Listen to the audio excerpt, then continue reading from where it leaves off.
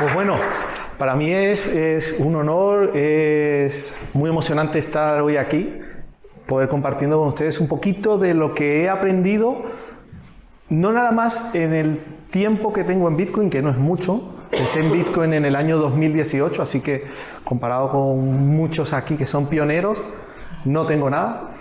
Pero sí que siempre he sido, como quien dice, un apasionado tecnológico y he cometido algunos errores relacionados al mundo digital que me han llevado a atravesar situaciones no deseadas, ¿vale? De hecho, al final vamos a hablar de dos casos de la vida real, dos hackeos de la vida real. Un par tienen relación conmigo y hay otro que no. Pero es como terminar esta presentación exponiendo cómo a un usuario, no del día a día, sino a un usuario de envergadura, como en este caso fue un Estado, le puede afectar un hackeo tanto como a nosotros. ¿De acuerdo? Como dijo Patri, mi nombre es José Berroterán, ¿vale? Y un poco queremos compartir esto, ¿no? ¿Cómo proteger tus Bitcoin? Así sean en testnet.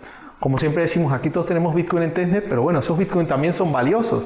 Son Bitcoin que también son complicados de obtener. Cada día es más complicado obtener Bitcoin en testnet.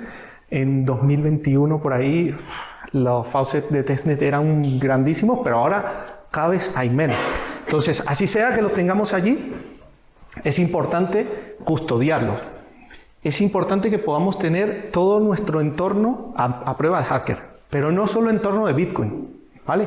No solo entorno de Bitcoin, porque en el día a día utilizamos herramientas tecnológicas. ¿Quién utiliza un teléfono móvil? ¿O quién no utiliza un teléfono móvil? ¿Vale? ¿Quién hoy en el día a día no utiliza un ordenador? ¿Vale?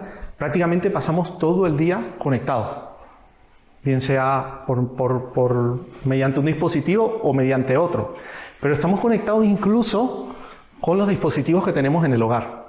Entonces tenemos que estar conscientes de que mientras estemos conectados tenemos que tomar algunas consideraciones en cuanto a la seguridad para evitar que se vean comprometido todo lo que tenemos a nivel digital, que evidentemente aplica a lo que podamos tener en Bitcoin.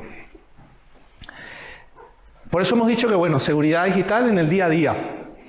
Entonces, aquí la idea es que podamos hacer esta presentación un poco dinámica, que puedan levantar la mano en cualquier momento, que puedan interrumpir, que puedan participar, que puedan aportar cualquier punto de vista. Y aprovecho que veo a Decentralize para, bueno, agradecer que hoy nos recordaba por Twitter que hoy es una fecha muy especial. A ver quién recuerda qué sucedió un día como hoy. A ver, Paco. Se nos fue Satoshi. Se nos fue Satoshi, exactamente. Entonces, los que estamos aquí, importantísimo seguir a Decentralize por Twitter, porque siempre nos está recordando, aparte de los temas técnicos, también nos da estos recordatorios de las fechas especiales, ¿vale? De las fechas que fueron, o que han marcado hitos en toda lo que es la historia de Bitcoin. Para mí esto, entonces, estar hoy con todos ustedes presentes es como la maravilla, sobre todo porque hay personalidades muy distinguidas que han pasado por aquí. ¿De qué vamos a hablar hoy, no? Vamos a hablar un poco a grandes rasgos de todo lo que es el tema en cuanto a seguridad. Vamos a empezar, como quien dice, con cosas muy teóricas, ¿vale? Que nos lleven a identificar, que nos lleven a diferenciar un poco ¿a qué nos referimos cuando hablamos de seguridad? ¿A qué nos referimos cuando hablamos de privacidad? Porque es como un terreno allí en que como que se superponen en muchas facetas. Hay algunas veces que hablamos de seguridad y la línea entre lo que es la seguridad y la privacidad es muy fina. Decía yo a Patri cuando estábamos preparando el meetup que mi intención no era hablar tanto de privacidad, sino más bien enfocarlo a la seguridad, pero prácticamente en muchas facetas se superpone. Vamos a hablar evidentemente de todo lo que es ciberseguridad.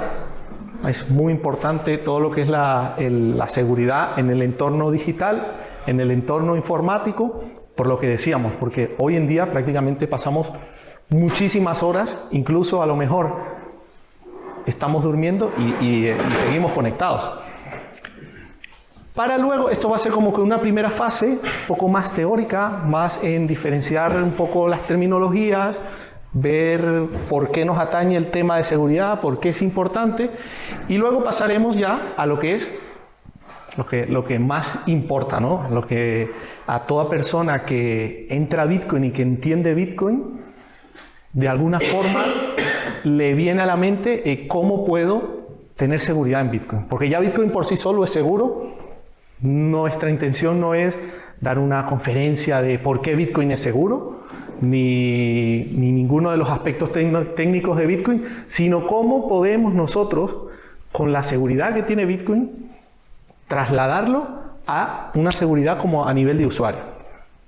Vamos a dar también unos principios y estrategias y buenas prácticas en todo lo que tiene que ver con el tema de seguridad, y luego unos tips de protección contra amenazas comunes, amenazas las cuales sufrimos en el día a día.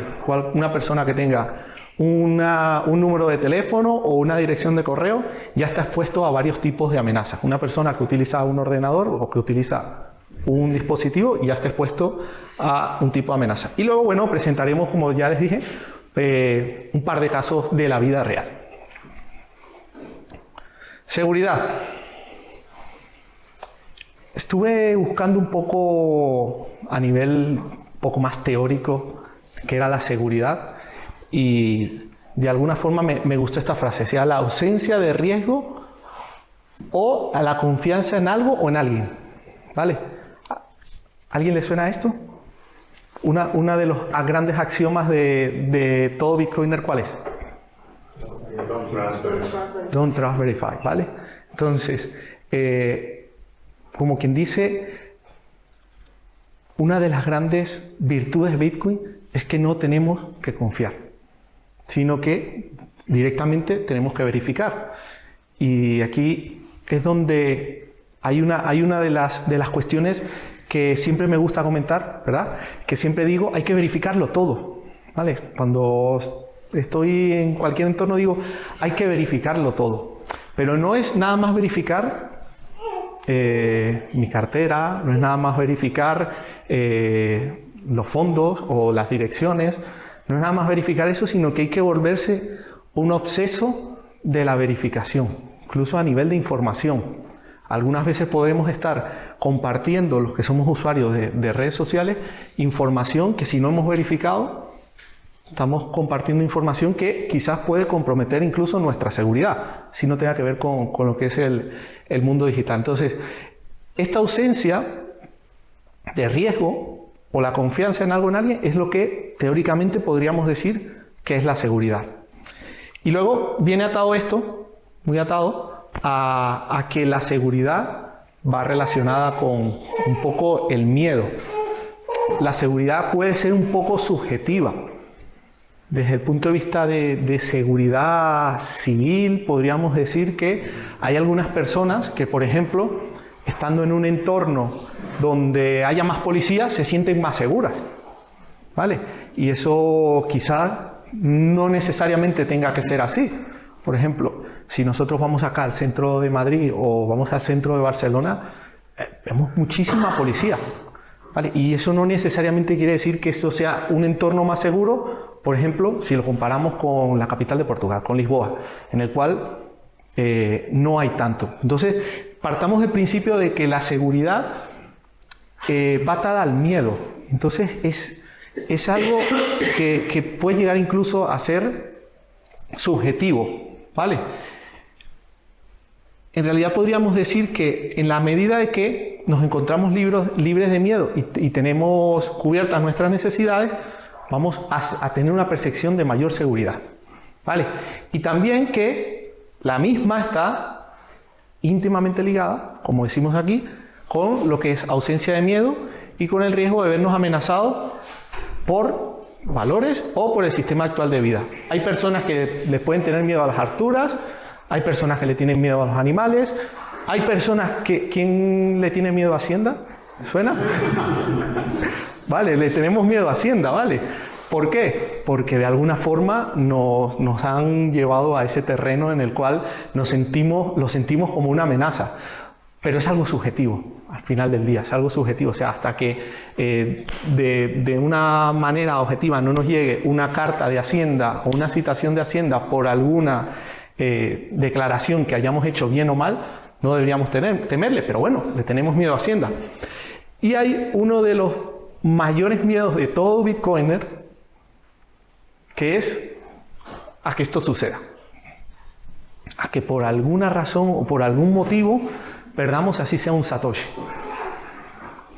Porque la mayoría de los Bitcoiners, o la mayoría de los que tienen Bitcoin así sea en testnet, lo tienen por algo, ¿no?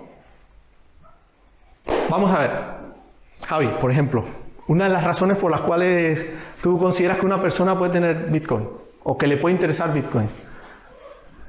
Buena pregunta. Yo lo tendría como reserva de valor. Vale. Vale.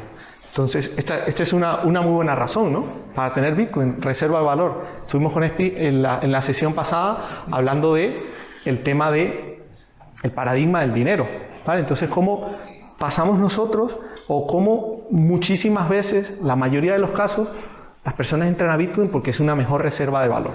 Sí. Evidentemente, si nosotros queremos reservar valor, queremos que ese valor que estamos reservado esté seguro.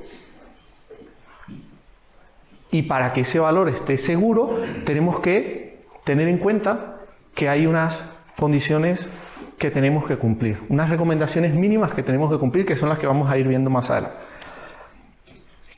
Luego, como comentábamos, decíamos que hay una línea como muy delgada entre lo que tiene que ver con la seguridad y la privacidad. Generalmente se superponen en muchas partes, pero podríamos decir que la seguridad de los datos es esto, la defensa de la información digital contra amenazas internas o externas, maliciosas o accidentales. Es decir, es la posibilidad de que nosotros, esos datos que tenemos, los podamos perder, bien sea por una amenaza externa, porque algún agente externo vino y los sustrajo, o incluso porque alguien no los sustrajo, sino que simple y llanamente los perdimos. ¿Vale?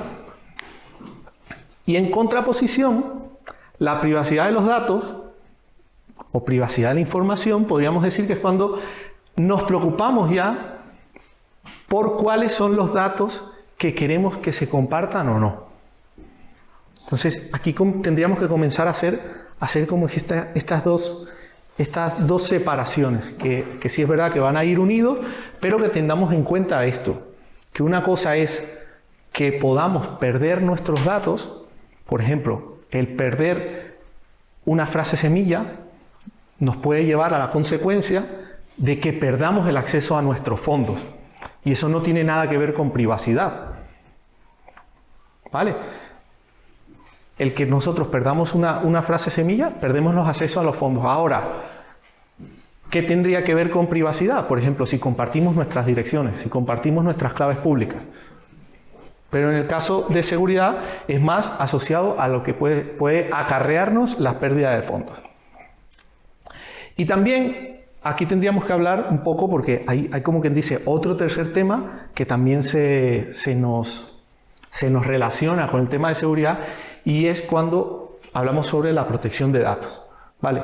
Una cosa es la protección de datos y otra es la seguridad de los datos. Porque la seguridad está diseñada para esto, para evitar ataques malintencionados contra los datos de una persona o organización, o no malintencionados, ¿vale?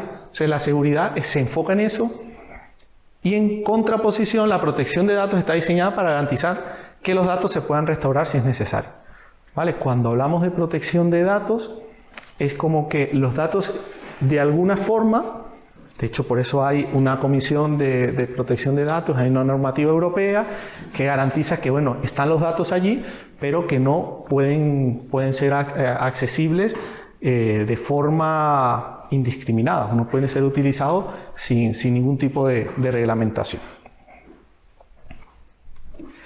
Y luego, como decíamos, tenemos lo que es el tema de seguridad y privacidad de los datos, que aquí se superponen, pero podríamos decir algunas de las diferencias.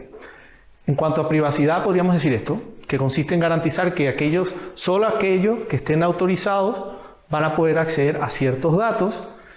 Y en cuanto a seguridad, se trata más de proteger contra las amenazas maliciosas. Que los datos estén encriptados, esta última frase es muy interesante, porque dice que los datos estén encriptados, quiere decir que son privados, pero no necesariamente que sean seguros. Nosotros podemos tener un mensaje que está encriptado, pero si la contraseña de encriptación o la clave de encriptación o el tipo de encriptación que se utilizó para hacerlo, resulta que puede que sea más o menos seguro. Y por supuesto que tenemos que hablar sobre seguridad digital y ciberseguridad, porque hasta acá no hemos, como quien dice, entrado en todo el tema digital, o no hemos palpado mucho, sino más hablar de forma etérea de seguridad, de privacidad, todo lo que es el tema teórico. Pero bueno, hay que hablar de ciberseguridad. La ciberseguridad es un área muy amplia, ¿vale? Es un área muy amplia, es un área que para mí era desconocida hasta hace un tiempo. He tenido la oportunidad de participar en unos congresos que se hacen el mes de mayo aproximadamente en la Policía Nacional, que están abiertos a todo público y que son muy buenos porque allí se aprende mucho, para unos ponentes muy potentes, y se aprende mucho en todo el tema de ciberseguridad. Como dice acá, es un área relacionada con la informática, la telemática, que se enfoca en la protección de infraestructura computacional y todo lo vinculado con la misma, especialmente la información contenida en un ordenador, en una tablet, en un teléfono móvil o que circula a través de las redes. Eso es a lo que se dedica la ciberseguridad. Entonces, entendamos que todo, absolutamente todo lo que lo que viene asociado con redes, todo lo que viene asociado con dispositivos digitales, tiene que tener detrás una gran infraestructura asociada a la protección de esta red o este entorno digital. Y por eso es que la seguridad o la ciberseguridad, seguridad digital o ciberseguridad, comprende básicamente todas estas áreas. El software, ¿vale? Porque tiene que haber seguridad en cuanto a las bases de datos, a los archivos, a los metadatos, ¿vale? Son posibles vectores o posibles entornos donde si falla algo desde el punto de vista de seguridad, podemos perder acceso a nuestros datos, así como el hardware, ¿vale? Nosotros podremos tener incluso modificaciones de hardware, que son clásicas, que comprometen la seguridad. ¿Quién conoce este cacharrito? ¿Vale? Este es un ledger. Vale. Esto es un cacharrito muy interesante que seguramente algunos conocerán, algunos tendrán, algunos no. Yo me lo compré en pandemia porque hicieron una mega promoción y más adelante les voy a comentar los dolores de cabeza que me trajo, ¿vale? Sí, estaba en pandemia, lo pusieron, creo que fue a 25 euros. Vale, y cometí un error allí asociado a la seguridad. Pero bueno, ¿por qué comento lo de este tipo de dispositivos? Porque son dispositivos que, por ejemplo, si nosotros nos aventuramos a comprarlo a cualquiera por ahí, al igual que cualquier otro, o sea, porque este es el que tengo y me sirve de pisapapeles o para estos ejemplos, este es el que tengo, pero hay muchos dispositivos de este tipo que si se adquieren a un distribuidor dudoso, de procedencia dudosa, resulta que podemos estar comprometiendo nuestra seguridad, porque hay muchos que se hacen pasar, hacer una copia de esto en China vale nada. Entonces se puede tener el mismo dispositivo, pero con un chip distinto, y él ya de por sí no es seguro, pero tener una copia es menos seguro. Comprende también las redes, ¿vale? Las computadoras, el teléfono, tenemos la ciberseguridad, se mete allí porque estamos operando el día a día y tenemos que tener unas condiciones mínimas para evitar que todos aquellos delincuentes informáticos que están intentando atacarnos, que lo logren. Y todo lo que podemos entender como un riesgo para que la información, bien sea confidencial o no, pudiera llegar a manos de otras personas. Hablamos de información aquí no pensando en que nos pueden filtrar a lo mejor un material sensible, no, sino directamente cualquier tipo de información. Y Bitcoin, llegamos a Bitcoin, ¿no? Y decimos que Bitcoin es la red más segura del mundo. ¿Alguien sabría explicar por qué Bitcoin es la red más segura del mundo? Ajá, Paco. Porque no se puede hackear. Pero se cree falsamente que es por la potencia del hash rate, cuando eso realmente no es seguridad, eso realmente lo que es que tan difícil es modificar la base de datos. Entonces, por un componente de realidad muy seguro, porque no se puede modificar, pero lo que realmente lo hace seguro es la criptografía de llave pública y de curva elíptica, que está diseñada en Bitcoin es hiper segura. Vale. Entonces, ¿por qué si tenemos la red más segura del mundo tiene que importarnos la seguridad? ¿Por qué lo creen? Porque depende de nosotros. ¿Qué va a depender de nosotros? ¿La seguridad de qué? La primera, la otra que no privacidad, la seguridad. Sí, pero Bitcoin ya tenemos, ya nos explicó Paco. Es la red más segura del mundo, es inhackeable. Pero ¿por qué nos tiene que importar a nosotros como usuarios la seguridad? Por el acceso. ¿Por el acceso a qué? ¿A la red? No, por el acceso. ¿Quién quiere que acceda? O sea, Exacto. quitar el acceso A nuestras llaves privadas, ¿de acuerdo? Entonces, aquí nos tiene que importar porque en el momento que nosotros decidimos operar en esta red, que es la red más segura del mundo, por aquí Paquito decía que es inhackeable, yo coincido con Paco, pero también cuando estaba preparando la presentación, estuve revisando algunas presentaciones en las cuales decían que cualquier red es hackeable. Lo que pasa es que carecemos de la tecnología para hacerlo. Entonces, tiene por supuesto toda la razón del mundo, con la tecnología del día de hoy es inhackeable, ¿vale? Pero siendo aún la tecnología o la red más segura del mundo, nos tiene que importar, pero por cosas como esta, ¿vale? ¿Alguien conoció este caso que sucedió este año? Un desarrollador de Bitcoin, ¿qué pasó? Perdió Bitcoin. ¿Y esto dio pie a qué? A que el famoso CZ, el que era el CEO de Binance, saliera y sacara pecho y dijera, mira, si un desarrollador de Bitcoin perdió sus Bitcoin, ¿cómo tú vas a gestionar tus Bitcoin? O sea, si él que sabe tanto perdió sus Bitcoin, tú tienes que dejármelos todos a mí porque así yo te los custodio. Entonces nos tiene que importar, pero nos tiene que importar por esto, por cosas así. O sea, estos son personas que están a un nivel muy avanzado, a un nivel técnico muy avanzado. Y aquí evidenciamos la desesperación, ¿no? La desesperación de que cuando uno entra a una dirección y uno dice, ¿qué pasó aquí? ¿Por qué no hay? Empieza a sudar, empieza a temblar, ¿qué ha pasado? ¿No? Entonces, aquí en este tuit se evidencia la desesperación.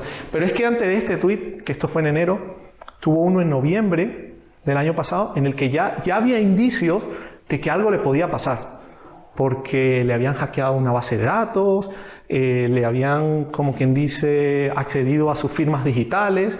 Entonces, vemos cómo esto es algo que hay que tomarse en serio, porque si le pasó a un desarrollador de Bitcoin, esto a cualquier persona le puede pasar. Nos tiene que importar muchísimo entonces el tema de la seguridad. Y esto nos lleva, como quien dice, a revisar algunos principios básicos. Y yo sé que muchos de estos, o la mayoría a lo mejor, podrían decir, mira, esto evidentemente yo lo hago, pero la idea es refrescarlo. La idea es refrescarlo y que si una persona aún alguno de estos no los conoce o no los ha implementado, que salga de esta presentación como quien dice, mira, voy a implementar esto o voy a estudiar más de esto. Porque muchas veces también hay fallos en la seguridad, pero porque queremos implementar cosas para las cuales no estamos preparados.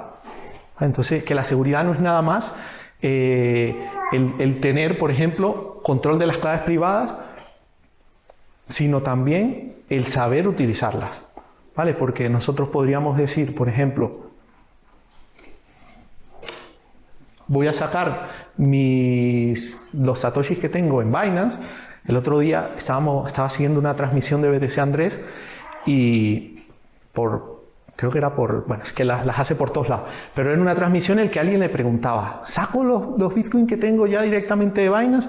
Y hacía una aclaración que a mí me encantó, porque le decía, a ver, esto va a depender de si sabes lo que estás haciendo, porque evidentemente como principal norma para todo Bitcoiner es el control de las claves privadas. Porque hay otro grandísimo axioma dentro de Bitcoin que dice cómo es. Vale, si no son tus llaves, no son tus Bitcoin.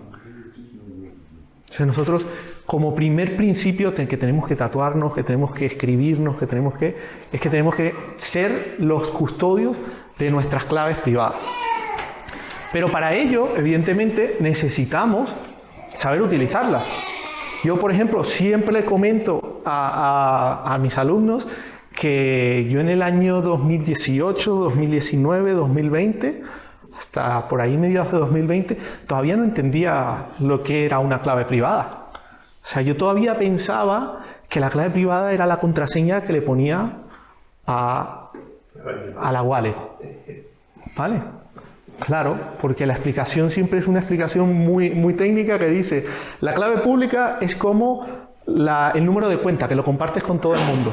Y la clave privada es con lo que firmas. Y resulta que cuando uno va a hacer una transacción con una cartera, ¿con qué firma? ¿Con qué firmamos? Con la clave pública. Sí. Vale, con una contraseña. Entonces, desde el punto de vista de usuario, cuando vamos a hacer el envío de unos satoshis, lo que hacemos es colocar una contraseña. Entonces, lo que pasaba por mi mente era que esa era la clave privada. ¿Vale? Entonces, solo cuando uno empieza a adentrarse, yo sé que aquí hay un nivel muy alto y no le ha pasado a la mayoría esto, que sí me pasó a mí, pero sé que es algo que sucede. Sé que es algo que sucede, porque la idea de Bitcoin es, Bitcoin fue concebido no para 3 o 4 frikis tecnológicos, como podemos ser nosotros, unos más, otros menos. Satoshi regaló Bitcoin al mundo para que fuese usado por todos. Entonces, este es un concepto que nosotros tenemos que, así como lo expresamos, así como decimos no son tus claves, no son tus Bitcoin, también tenemos que tratar de entender esto y de entender que nuestras claves privadas tenemos que aprender a controlarlas y que tendremos que sacar nuestros bitcoins siempre de las casas de cambio. Pero siempre que esos bitcoins los saquemos de la casa de cambio a un entorno en que controlemos. Porque no vale de nada la pena que nosotros hayamos hecho una inversión con mucho esfuerzo y que por desconocimiento o por no saber utilizar alguna cartera, directamente lo que hagamos es retirar de la casa de cambio y perderlo. ¿Vale? Porque al final estamos haciendo lo mismo que si nos lo cerraran en la casa de cambio o nos lo confiscaran en la casa de cambio. Por eso es que les decía que me gustó mucho esa respuesta de BTC Andrés, porque decía, a ver, sí, evidentemente los Bitcoin hay que sacarlos de Binance. Sí hay que hacerlo, no tienen que estar en casas de cambio, pero antes de retirarlos hay que saber usar las carteras. Yo diría que antes de comprar Bitcoin, incluso ¿alguien ha leído el patrón Bitcoin? Sí, ¿verdad? ¿Alguien vio la introducción que hace Amos allí en el libro? Dice, este libro no es para que adoptes Bitcoin, este Bitcoin es para que entiendas Bitcoin. Y que ya después que entiendes Bitcoin, lo estudies a forma tal de que si te interesa lo adoptes. Entonces es una maravilla. La idea es que nosotros primero entendamos esto, para que en el momento en que salgamos a retirar nuestros Bitcoins, de una casa de cambio, los retiremos a un entorno que controlamos. Porque si nosotros no tenemos control sobre las claves privadas, sino que simplemente tenemos nuestras claves privadas en un documento de Word o en un correo electrónico, eso es tan seguro como dejar los fondos en la casa de cambio. Luego, tener carteras seguras.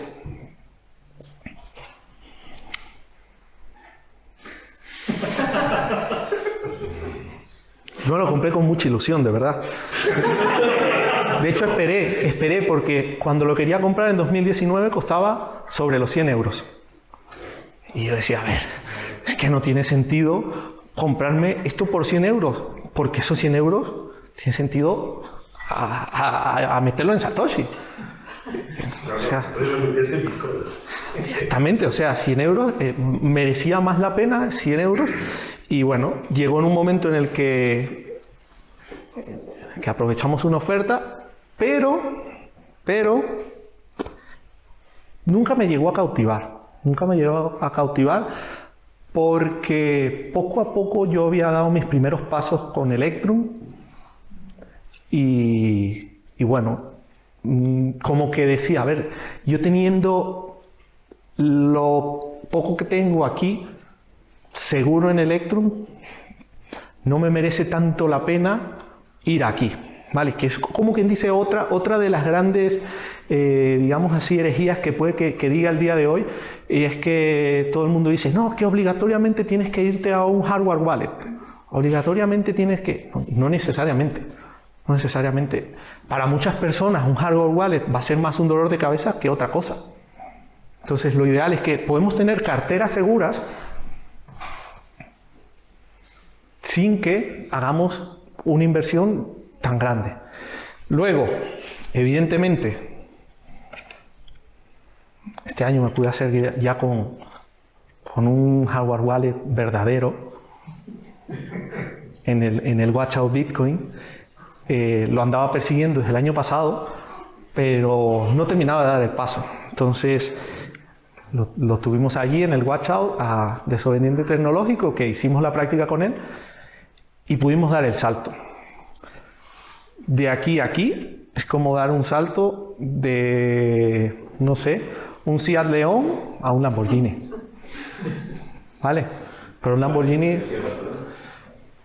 Esto es una Seed Signer. Es un dispositivo de código abierto que no se conecta a internet. Entonces estoy diciendo que puedes utilizar Electrum con leche. Ya está. El problema de leche es utilizarla para hacer el software nativo que viene.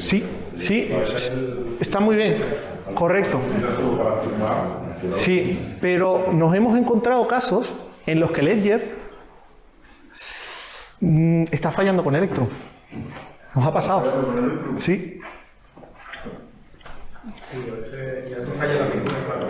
Sí, falla. Pero allá ¿A que no firma la transacción? No sé qué le han hecho a nivel de... Pero sí nos hemos encontrado casos. Entonces es el problema. Lo hemos visto con alumnos. ¿Está publicado en los sitios? No, lo hemos visto en la práctica. No, pues lo acabo de decir. En la práctica... No con el servidor de Electrum. Es un problema que los días de los directamente. Bueno, nosotros nos ha sucedido eso, que hemos querido firmar transacciones utilizando Ledger con Electrum y no ha sido posible. No ha sido posible. Probablemente sí. Sí. En la página de Ledger avisaban de que había transacciones que no llegaban ellos mismos. Yo me quedaba es que no, que se producían, que no se producían, que tenían problemas. Nosotros lo hemos visto en la práctica, ¿eh? Había un warning. El dispositivo puedes utilizar como Sí. A nosotros nos sucedió lo siguiente. Intentamos firmar... Claro. Ya les voy a comentar lo que me pasó a raíz de eso. Pero... Por eso, nosotros, este es el que comento porque es el que tengo, pero hay muchos. Está el Jade, está el Spectre, o sea, hay muchos. ¿Vale? Lo importante es tener carteras seguras. Independientemente de la cartera que tengamos, aplicar, nosotros utilizamos, como quien dice, 3 condiciones que tiene que tener una cartera para que pueda ser segura. La primera condición, tiene que ser de código abierto. O sea, una cartera que no es de código abierto, evidentemente no es una cartera que nos puede dar unas condiciones a nosotros de seguridad, porque no es una cartera que va a ser auditable por la red.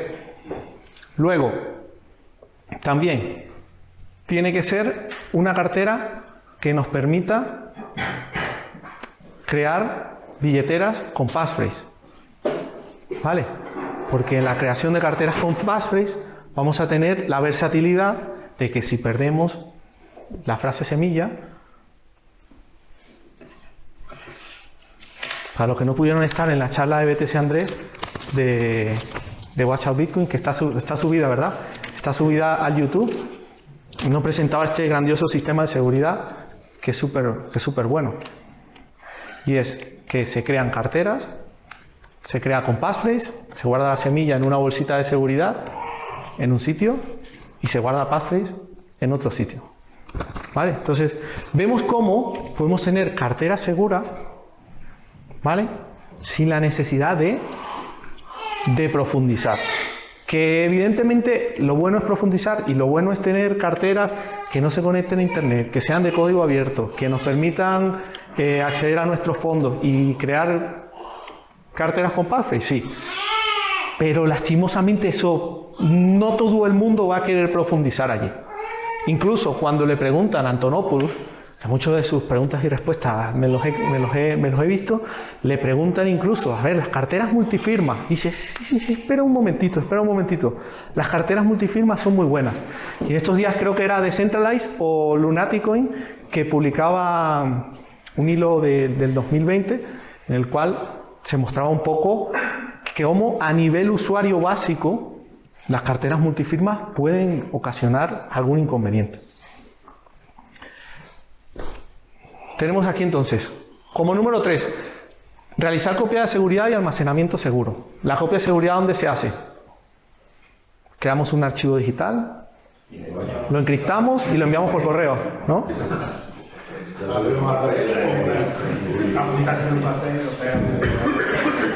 Exactamente. Entonces, las copias de seguridad siempre tienen que estar fuera de internet.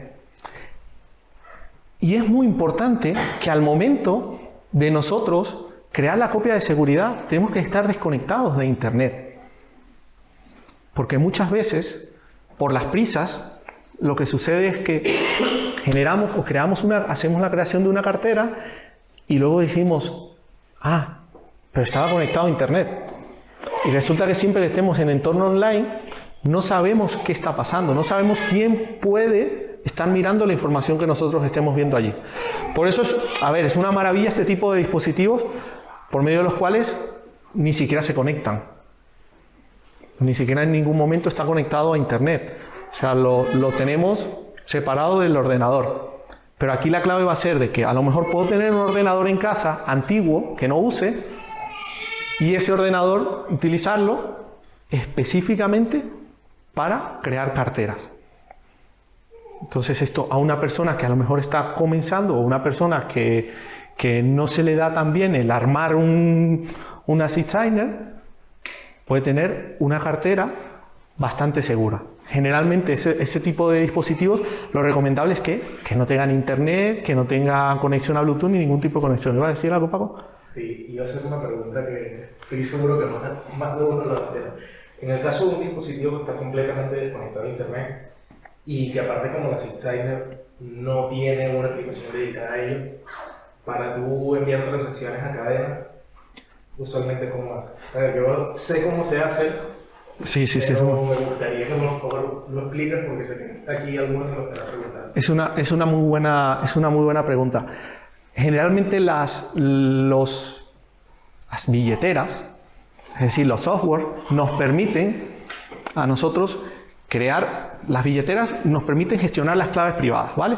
Entonces nosotros podemos crear las claves privadas, crear la frase semilla, de ahí se crean las diferentes claves privadas, de las claves privadas se crean las claves públicas, de ahí las direcciones. Esto seguramente todos lo saben mejor que yo. Si queremos firmar una transacción, como nos dice Paco, a un dispositivo, desde un dispositivo que no tiene ningún tipo de conexión a Internet, ¿cómo lo hacemos? ¿Vale? Porque para transmitir la transacción necesitamos conexión a Internet. Entonces, aquí hay un artículo de Centralize muy bueno sobre las transacciones parcialmente firmadas, que también les recomiendo. Aquí lo que podemos hacer es que las billeteras nos permiten firmar la transacción, esa transacción descargarla a un archivo, ¿vale? Y ese archivo, a través de un USB, podemos llevarlo a otro entorno, ya con la transacción firmada, hacer la transmisión de la transacción. Pero ya tenemos la transacción firmada. ¿Cómo? La madre del cordero lo he dicho solo.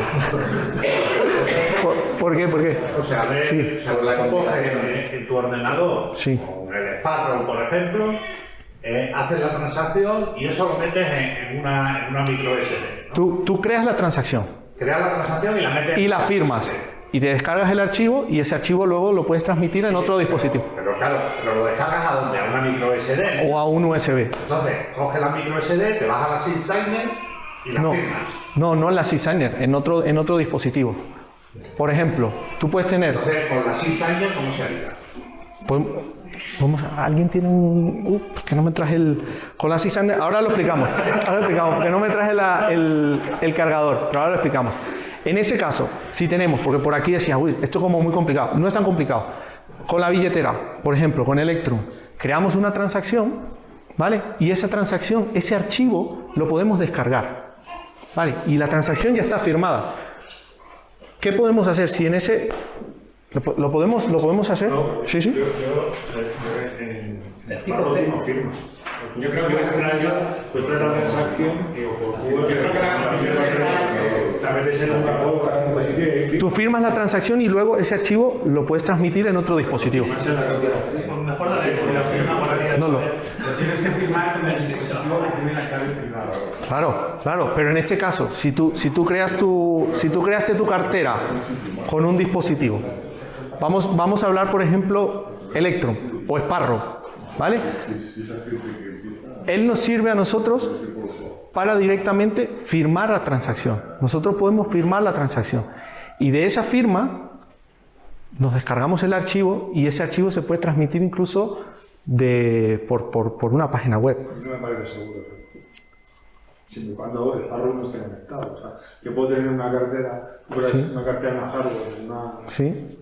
Tú haces una WatchOnly en Sparrow, Sí. haces la transacción, Correcto. sacas la transacción o por QR o una micro SD y firmas en una Coldcard y luego vuelves a lanzarla. Digo, para separar lo que es... Claro. Es que en este caso lo que estamos exponiendo es que tienes un ordenador que no está conectado a Internet.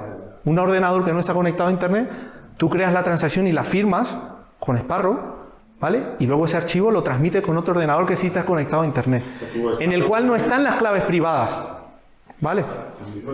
Básicamente, escribes una carta en una habitación, en otro lado la sellas y en otro lado se la das al cartero para que la envíe. Exactamente.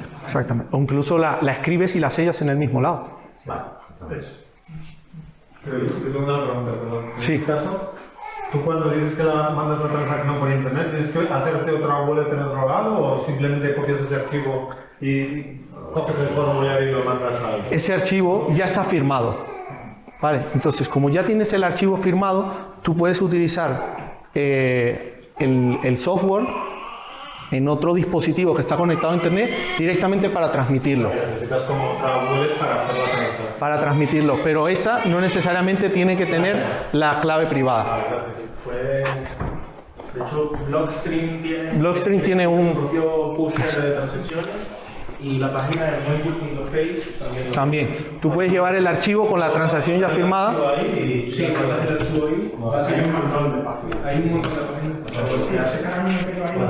Lo que hace simplemente es copiar un string de texto, se lo pones, él lo envía y ya matemáticamente algún nodo lo verifica y decir esto funciona, está firmado por quien me lo dijo, Y y ese archivo, ya algún minero lo recibe. ese archivo entiendo que no se puede modificar la dirección de destino. No, porque entonces la firma es, Porque ya está firmado. Lo que aparecerá en la blockchain no es es exactamente lo mismo que aparece en la ley. es único. No es. Lo que pasa es que también hay que tener cuidado de dónde metes eso, porque también si no lo haces, si no ocultas tu IP, etcétera, pues pueden asociar las direcciones a tu IP. Vaya, que si tienes 5 bitcoins y los mandas y ven que son tuyos, pues te van a estar a lo mejor. Claro. Entonces, Si tú tienes una dirección con 5 bitcoins y mandas uno y alguien lo ve, pues ya sabe que te quedan 4. No, si el peligro no es Se ese. sabe para qué Mejor tener tu propio Si tienes un IP, ¿sabes? claro. El peligro es tu IP, que pueden fácilmente saber quién eres, dónde vives, etc. Sí, eso... Pero volviendo al ejemplo que ponías, o sea, que preguntaba, la transacción la tienes que firmar por tu dispositivo que tiene Offline. firma privada. Claro. Y luego ya lo puedes enviar, y para enviarlo, como decía Paco, por ahí, en cualquier página, lo más recomendable es, como decía Ricardo, Pero no. que no lo hagas desde un navegador que exponga tu IP. Por ejemplo, usa Tor, metes en Tor, entras a Blockstream, a Mempool, a Blockchain, a la que más rabia te dé, y la envías desde ahí. O sea, la que más rabia te dé, entre comillas. Sabiendo Pero Sparrow es relativamente seguro, ¿no? ¿Cómo? Sparrow, como que no te das el nodo propio. Sparrow, el creador de Sparrow, es una persona que hizo Sparrow porque él no encontraba fuera del mercado nada que diera la seguridad que buscaba. Entonces, es un tío que está muy orientado a la seguridad y a la privacidad. Y los nodos que te deja seleccionar como públicos son nodos que él, en principio, ya hizo una pequeña investigación y los considera como fiables, con la salvedad de que dice: yo nunca voy a meter la mano al fuego por nadie, ¿vale? Pero creo que son medianamente confiables. Entonces, recapitulando, cartera segura, podemos tener o una de hardware o podemos tener una cartera de software. Sparrow funciona de maravilla, lo hemos usado muchísimo. Sparrow, Electrum. Electrum es como quien dice, yo lo veo así, corríjame si no, pero yo lo veo como Electrum es muy bueno para el usuario que recién ingresa, que recién entra, porque es muy sencilla, muy simple, muy intuitiva, y ya Sparrow ya sí que hay que controlar ciertas cosas, porque empiezas a ver los inputs, los outputs, y hay algunos conceptos que tienes que conocer, porque si no puede dar camino a confusión. Independientemente de que la que uses sea en un ordenador que está desconectado a internet o es una hardware wallet, tú puedes firmar allí la transacción y luego ese archivo llevártelo y transmitirlo, ¿vale? Luego, realizar las copias de seguridad y almacenamiento seguro. Como decíamos, en el momento de crear una cartera, tenemos que desconectarnos a internet. Siempre, siempre, siempre. Porque si no, no sabemos o no podríamos asegurar de que no hay nadie que está viendo esa frase semilla que estamos generando. O sea, bien sea que lo hacemos. Evidentemente hablo del caso de las carteras de escritorio o las carteras móviles. Siempre antes de crear alguna de este tipo de carteras, antes de que nos muestre la frase semilla, hay que desconectar de internet. En el caso de estos dispositivos que no se conectan a internet, hay unas recomendaciones que siempre da Lunaticcoin que son muy buenas, y es: mantén el teléfono alejado de ti, métete en una habitación donde sepas que no tienes cámara, donde sepas que no hay ningún dispositivo que está grabando audio, donde no tienes el Alexa, donde no tienes el Chromecast, donde no tienes nada. Enciérrate tú allí con tu dispositivo, genera la frase y en lo que la generes, escríbela, guárdala, resguárdala. Sin estar hablando, sin estar diciendo las palabras en voz alta, sino que sea algo muy tuyo, algo que puedas tú asegurar que nadie más lo ha visto. Sí, lo que la layer que antes también había, te van apareciendo las palabritas en la ventanita esa que te viene la layer, tú la apuntas ya lo tienes para ti, nadie lo está viendo porque el teléfono no Claro. está alejado. Pero los que somos un poco más así, corremos el riesgo de que en algún momento nos llegue, y ya en el momento en el que a lo mejor tú estás apuntando, ya no puedes asegurar qué tienes o qué no tienes. ¿Sí? Tú lo dejarlos en otro sitio y asegurarnos de que hacemos la copia de seguridad de nuestra cartera en un entorno donde no hay ningún tipo de conexión. ¿Sí? Yo he oído muchas historias, le da Yuyu hasta el reflejo de la gafa, no te digo más. Sí. Pero el tema de Ledger, entiendo que te refieres a lo que salió hace el verano de que, pues eso, que pueden haber tomado esa semilla. No, y otro más que lo voy a comentar ahora. Pero a mí me parece, cuando la recibí está selladito, todo y tal, o sea, y recibido de la misma casa. O sea, ¿es posible que ellos también tengan la misma semilla que yo? Es que han metido, es que actualmente han propuesto una actualización. Entonces, claro, se supone que no te pones Si yo lo he abierto. Sí, pero el problema allí es que ellos están proponiendo una actualización para que tú puedas en algún momento pasar un KYC y si pierdes tu frase semilla, que ellos te la restablezcan. ¿Cuánta gente es completamente redundante que no tiene iguales? No tiene iguales. No sé, porque es que todo eso es paranoia pura. Porque para alguien que empieza va a hacer 2000 errores, entonces es mejor que tenga incluso los bitcoins en el exchange que se lía. Es lo que hemos dicho antes, Antes de que llegara. Tú no puedes estudiar todo eso para esperar de ver bitcoin y estudiar todo eso. No, pero estamos dando aquí unas recomendaciones que hay diferentes niveles de. Por supuesto. Entonces, francamente, a la mayoría de gente todo eso le sobra, porque va a cagarla intentando hacerlo bien. Claro.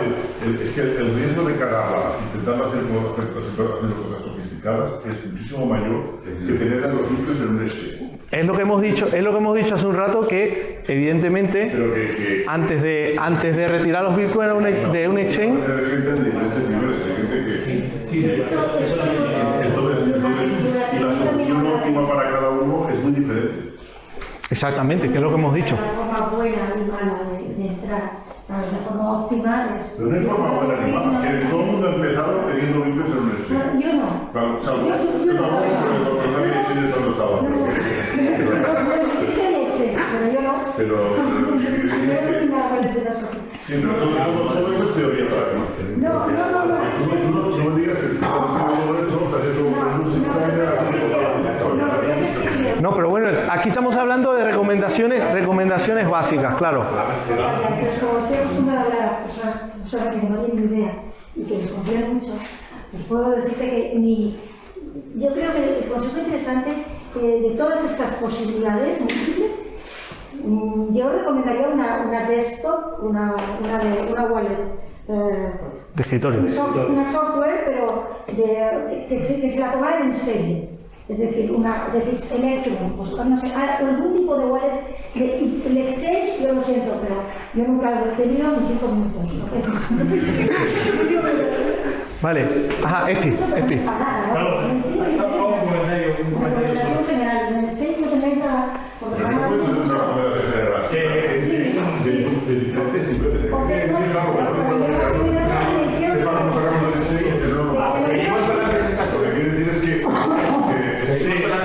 todo eso depende de quién te dirija. Sí, pero yo sí creo que te la puedes llevar al final, si utilizas un espejo, tus cosas, te lo llevas a tu wallet con tus. Hay muchos de estos que son autocustodios.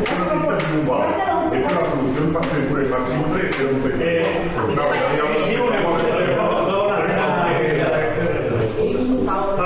Es muy simple.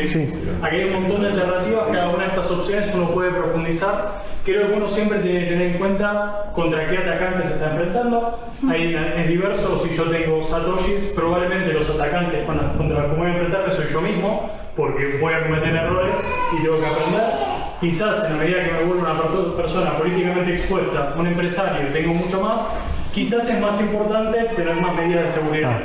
Creo que lo más interesante que está contando tiene que ver con que hoy esta es nuestra realidad, no sabemos qué pasa mañana, si la paranoia es real o no. De más no está saber que existe una serie de alternativas y que si es necesario en algún momento uno tiene la seguridad, quiere hacerlo, que pueda caminar el camino de la autocustodia con mayor conocimiento.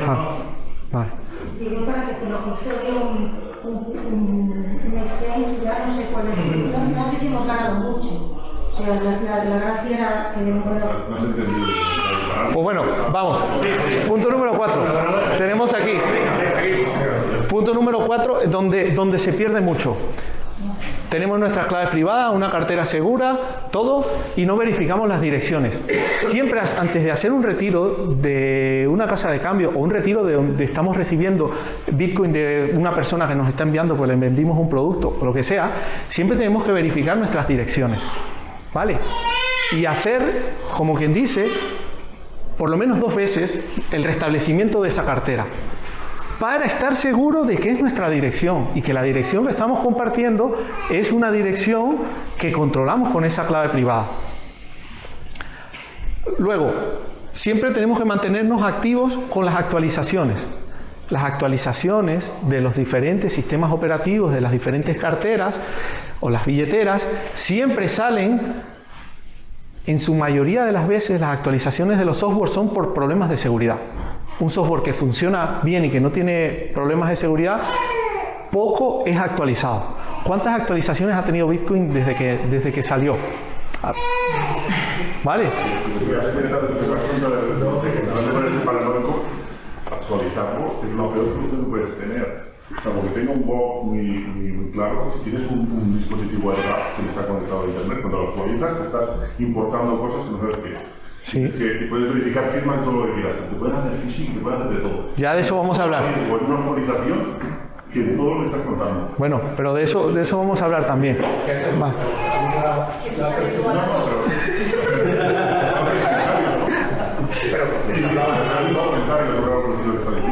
Vale, actualizar.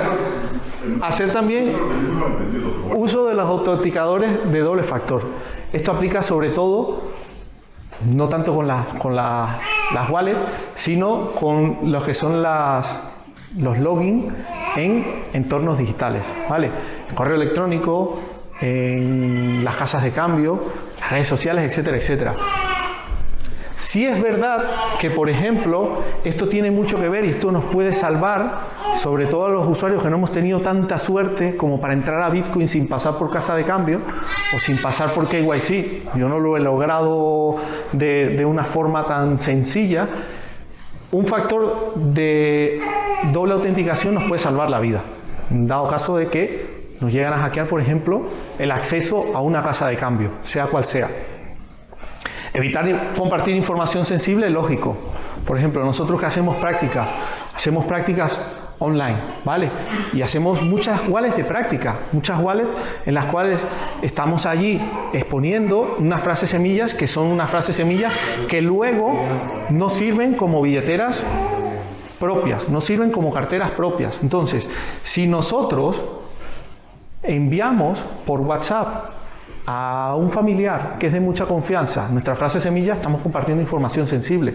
Cualquier persona que por el camino vea ese WhatsApp, llámese Google, llámese no sé, la CIA o Meta o quien sea, es susceptible de que estemos ahí rompiendo con estos principios de seguridad.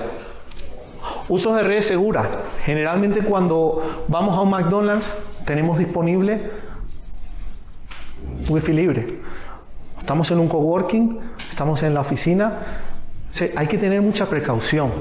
No utilizar las redes que no sean la red doméstica, la red nuestra, la red de nuestro hogar. Porque los más paranoicos pensamos que ni eso, ¿verdad? Pero si bajamos un poquito el nivel de paranoia, podemos decir que las redes públicas, esta red que da el Cercanías, o la red que da el autobús de la MT, o la red de la plaza del ayuntamiento, no deberíamos conectarnos, pero en ningún momento, bajo ningún concepto, con ningún dispositivo. El otro día estábamos en un sitio, ¿verdad, Guerrilla? Y estaba allí Wi-Fi pública. Y Guerrilla decía, ya está, no me conecto, pero ni loco. Porque es que son redes... Sí. O sea, eso es horroroso, es horroroso. Y luego, evidentemente... educación y conciencia. Si es verdad, por ejemplo, si es verdad que lo que dice Ricardo es así. O sea, hay un nivel de paranoia muy alto. Pero claro, el nivel de paranoia, ¿por qué es? ¿Por qué yo tengo un nivel de paranoia muy grande con lo que tiene que ver con mis fondos. Primero porque ya me han hackeado 2 veces.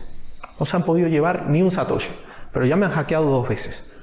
¿Vale? Y no soy ni Jack Dorsey, ni Elon Musk. Soy el último pintón de la cuadra. Entonces, yo creo que, ahora lo vamos a contar, yo creo que el uno irse educando, el uno tomar conciencia de esto, es como quien dice lo que marca la diferencia. ¿Vale? Porque Bitcoin nos trajo una realidad. Bitcoin nos trajo la posibilidad de ser en realidad dueños de nuestro dinero. Y si queremos ser dueños de nuestro dinero, tenemos una gran responsabilidad. Y parte de la custodia, sale de allí. Por eso decíamos, billeteras, código abierto, autocustodia y que nos permitan generar passphrase. Luego, un poco, estrategias para mantener los fondos seguros. Generalmente se van a recomendar carteras de hardware que no estén conectadas a Internet, que no tengan conexión incluso por USB al ordenador, como son este tipo de carteras, y existen otras más. O sea, la Seedsigner no es la única, porque en el momento, yo sé que le han hecho muchas auditorías, porque lo he leído, que le han hecho auditoría a nivel militar y garantizan que no sale la información. Pero es que se han hecho muchísimas auditorías a tantas cosas que luego se han demostrado que las auditorías o estaban manipuladas o no. Entonces hay que entender que sí, hay auditorías que dicen que la información no sale del ledger, pero si estoy en Bitcoin, don't trust, verify. ¿Vale? No confío en lo que me dice el ledger o en lo que me dice el auditor de que de aquí no va a salir. Entonces lo recomendable es irnos a carteras que no se conecten con el ordenador y que podamos nosotros crear nuestra semilla sin ningún tipo de conexión, crearla aleatoriamente y luego firmar transacciones directamente sin necesidad de estar conectado. ¿Y esas carteras se conectan al Wi-Fi o cómo? No, funcionan sin ningún tipo de conexión. ¿Cómo se conectan a la blockchain? Es que no se conecta en ningún momento a la blockchain. Lo que utiliza es un software, una de las carteras de escritorio, para transmitir la transacción. ¿A dónde? Para transmitirla a la cadena. Para transmitirla a la mempool y que de la mempool la cojan los mineros y la escriban en la cadena. ¿Vale? A Internet se conecta el software. El software está conectado a Internet. Tú lo que haces es que creas la transacción, la firmas con el dispositivo y a través de un intercambio de información por medio de unos QRs se escanea la transacción ya firmada. La transacción, eso.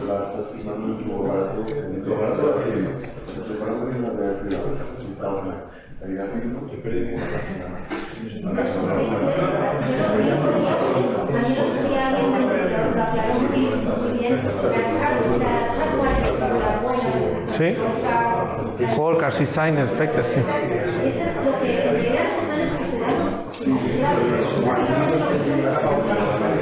Todas custodian las claves privadas. Todas custodian las claves. Ahora, estas que no se conectan, lo que te permiten es que con el QR tienes la transacción parcialmente firmada y lo escaneas directamente en el software y no estás escaneando tu clave privada, sino una transacción que ya está firmada. Lo que haces es que la transmites. Para llevar la información, la firma, a esto que la wallet con el Seedsigner. Claro. Luego es que no me traje el cargador. Y este que me prestaste es de iPhone. Es uno de... Si alguien tiene un cable micro...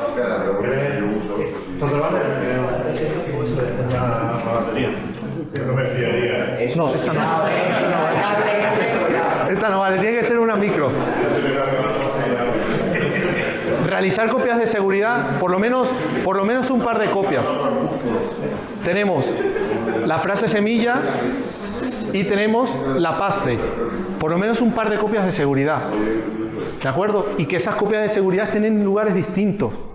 Que estén uno en casa de mi suegra y otro en casa de Alguien que no conoce a mi suegra. Javi, ¿nos prestas un momentito el...?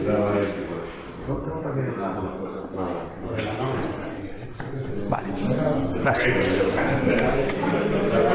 Luego, el uso de carteras multifirmas. Como les digo, una cartera multifirma agrega una capa de seguridad. Lo que pasa es que, una vez más, como decimos, la dificultad de una cartera multifirma es muy amplia.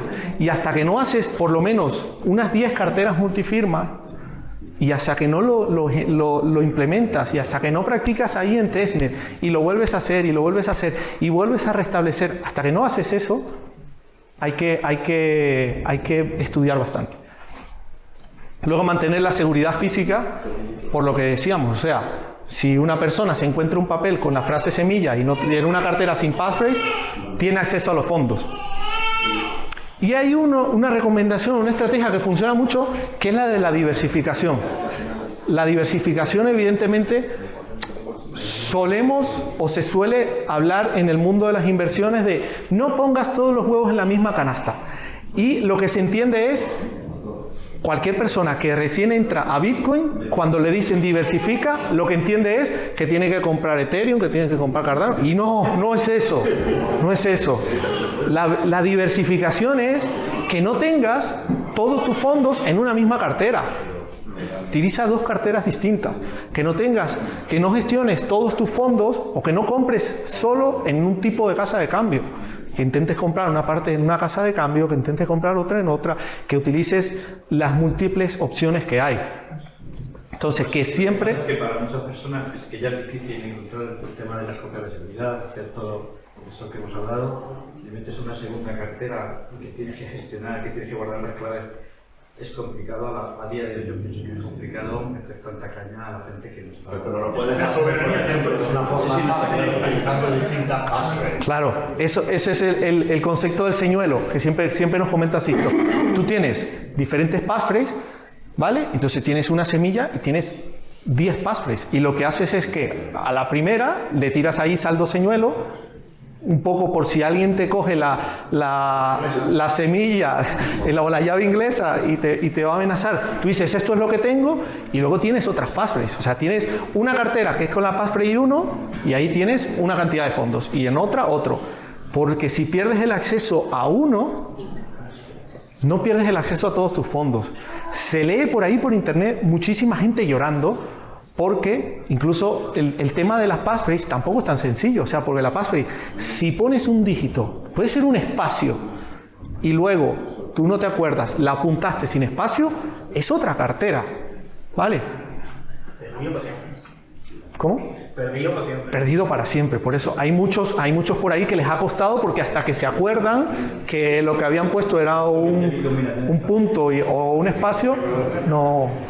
Una cuestión estadística, pues imagino que Ledger, que era una de las más extendidas, y como evidentemente le han dado caña, por quitar un poco de miedo, el poner una passphrase creo que sí que mitigaba bastante el tema de que te pudiesen coger la semilla, ¿no? O tiene que... si te han cogido también la passphrase. Es que ellos hablan de la semilla. No he leído nada de la passphrase.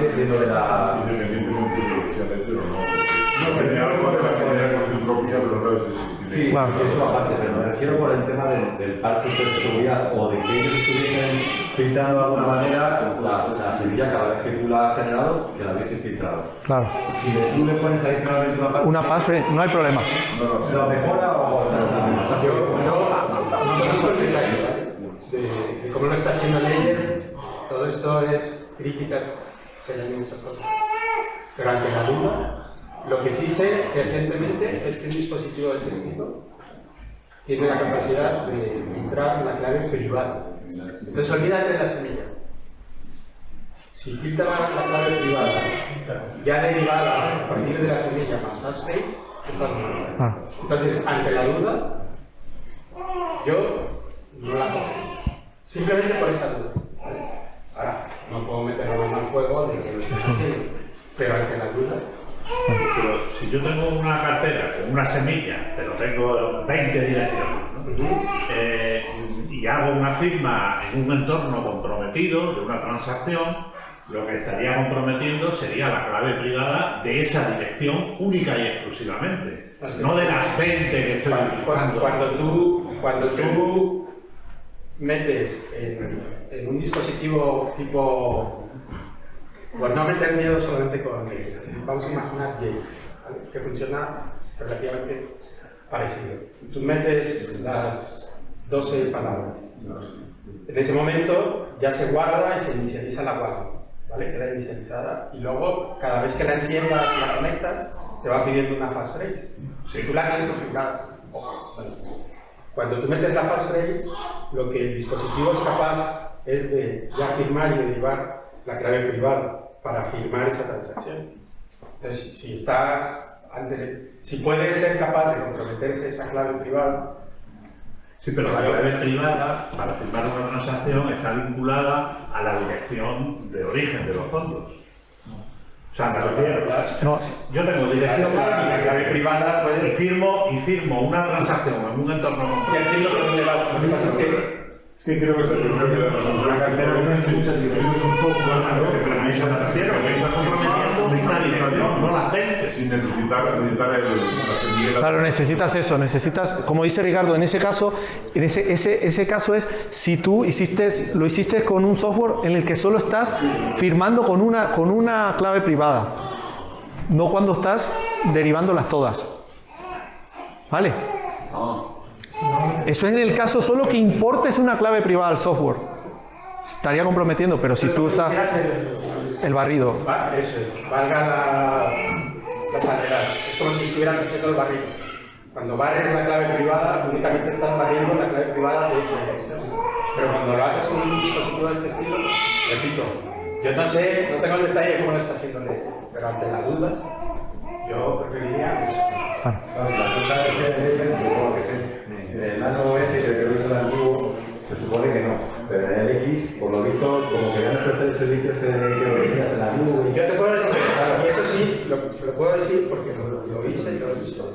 Yo tuve una ley al inicio de los tiempos, la sigo usando para hacer pruebas, para jugar un poco, y los logs te sacan de la combinación de la layer con el layer line, te ponen los pelos de punta.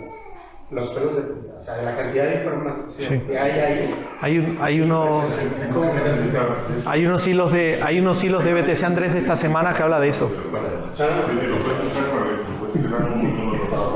Por eso el matiz de que la información que hay ahí, entonces claro, yo me voy a fiar de que los señores de Layer están diciendo que no te preocupes,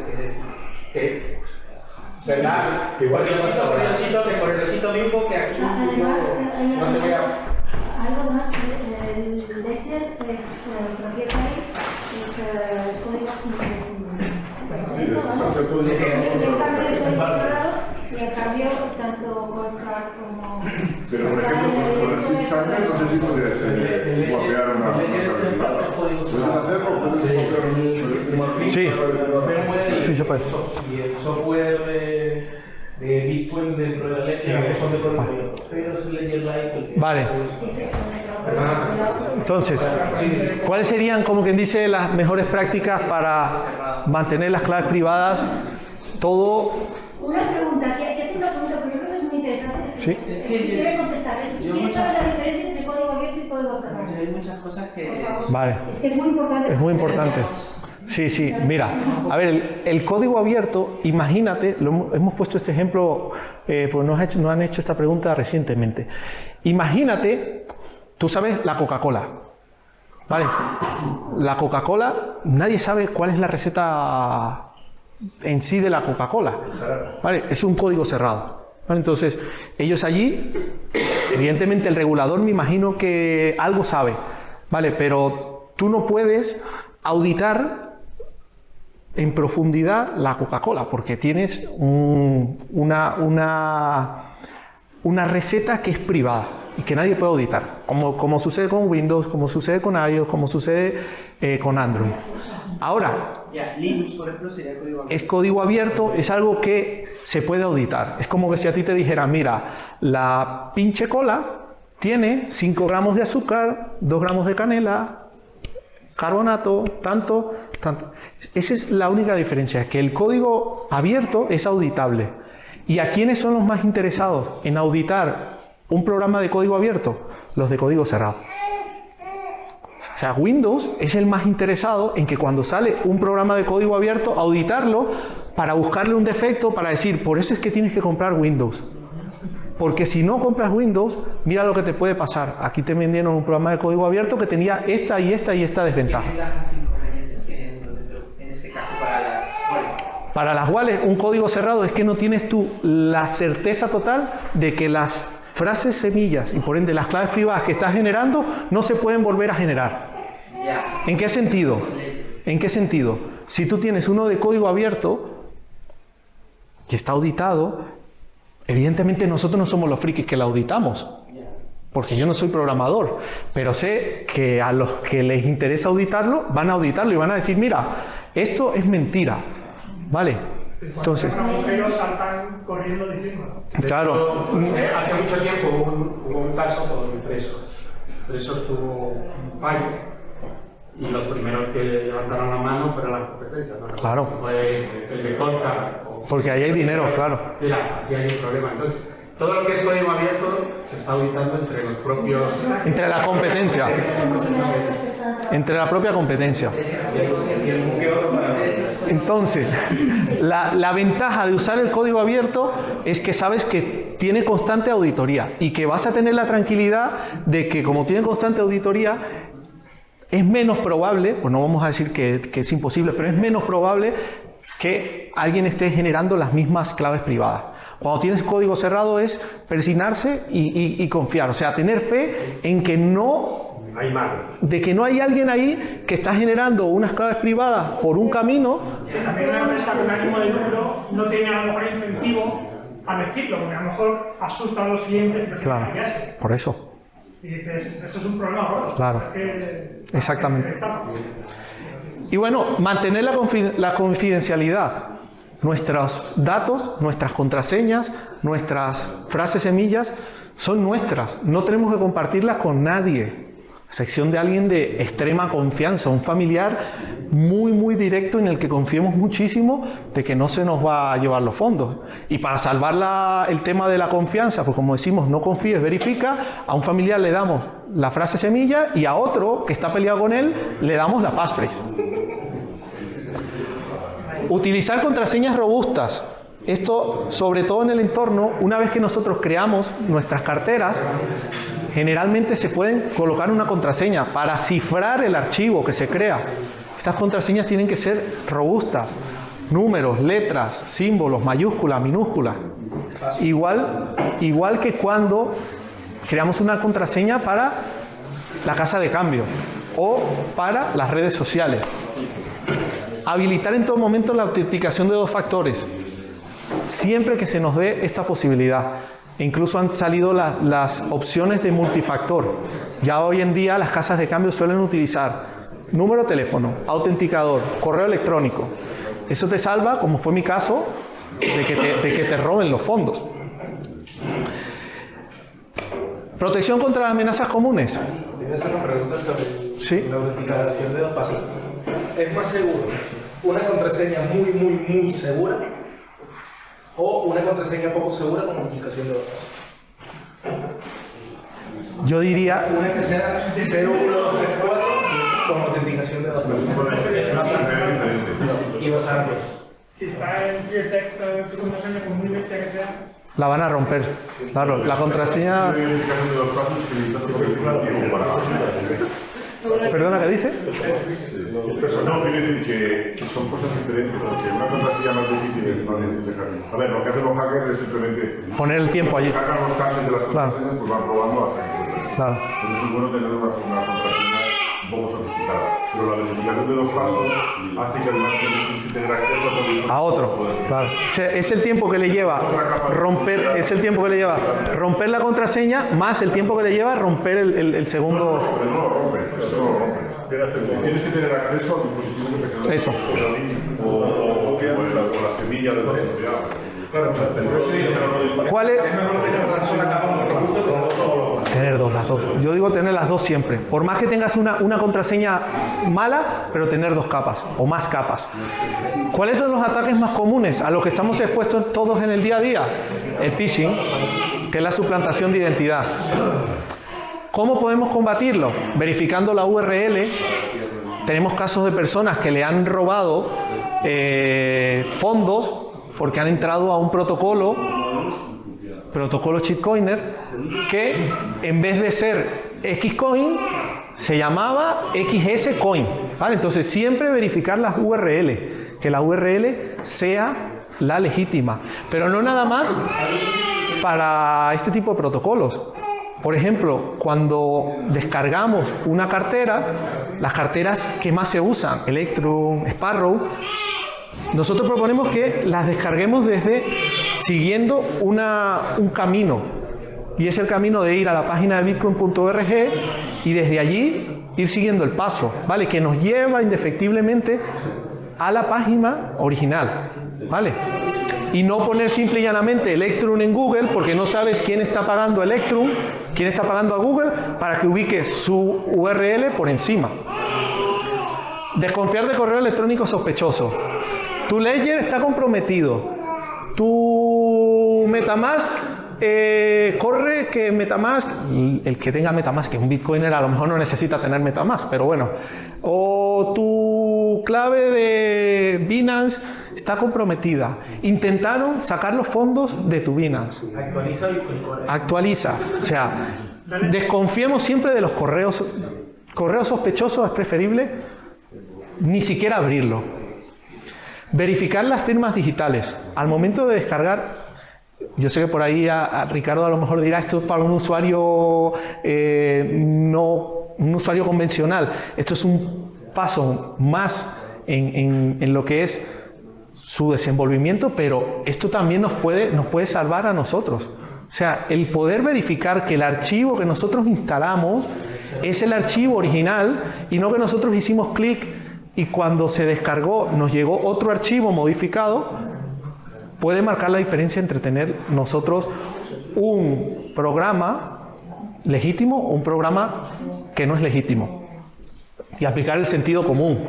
O sea, todo lo que nos suene raro es suplantación de identidad hasta que se demuestre lo contrario. José, si me permite una cosa, en relación con el doble factor de autentificación hay que tener cuidado. Yo ahora estoy llevando un caso donde lo que suponemos que ha pasado es que un tío entró en una página phishing. Entonces, ¿qué pasa? Y tenía el doble factor con SMS y además con correo electrónico con una dirección. Vamos, que se mandaban eso al correo electrónico. Entonces, lo que creemos es que el atacante hizo una página. Entonces, la víctima entró, se logueó, le mandaron el segundo factor de autentificación, lo metió en la página del phishing, le mandaron el correo electrónico, metió el tal y a los 5 segundos se logueó el atacante en la página. Porque no verificó la URL. No verificó la URL. Lo principal para mi método es verificar la URL siempre, siempre. Bueno, por ejemplo, hubo un ataque en Electrum precisamente. Hace unos años. Un poco para actualizarlo. Habían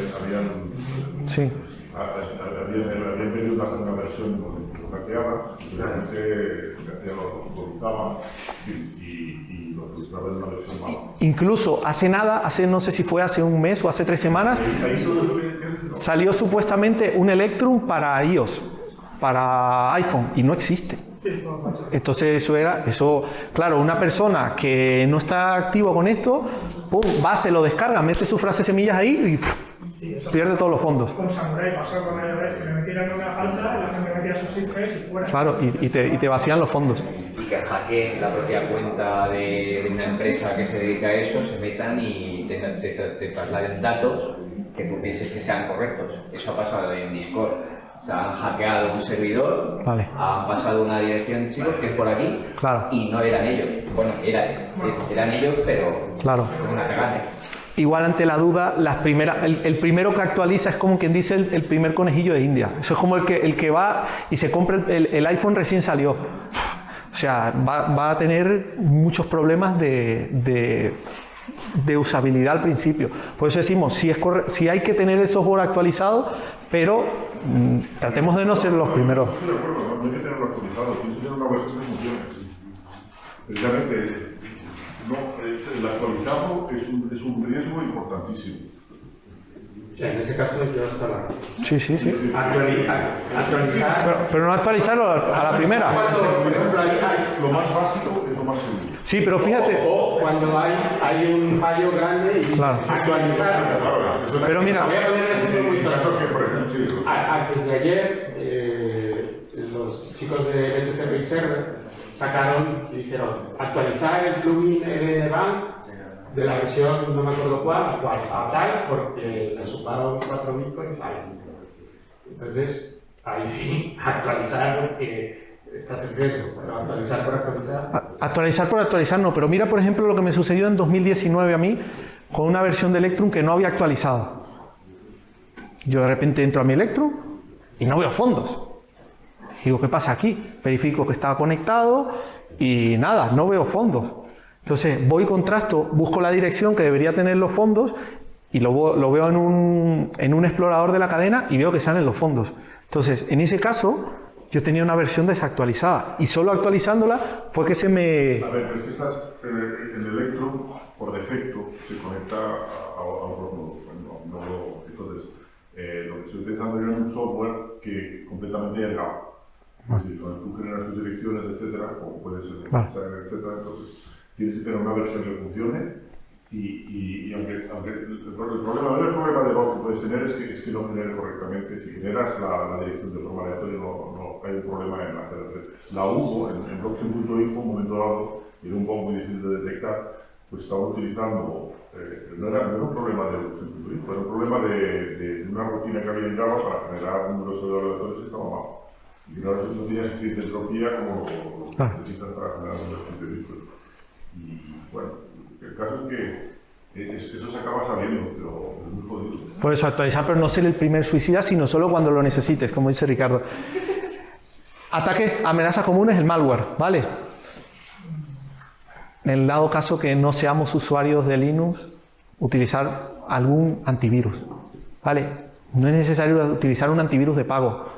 Utilizar una versión de un antivirus que son los gratuitos, son los que más testean, porque son los que la mayoría tiene un antivirus gratuito. Entonces, por lo menos tener un antivirus y un antimalware que nos identifique posibles problemas de esto. Recordemos que el malware nos puede comprometer todo nuestro sistema. Realizar descargas seguras, no utilizar sistemas operativos piratas. Tener mucha precaución si vamos a utilizar. Pues bueno.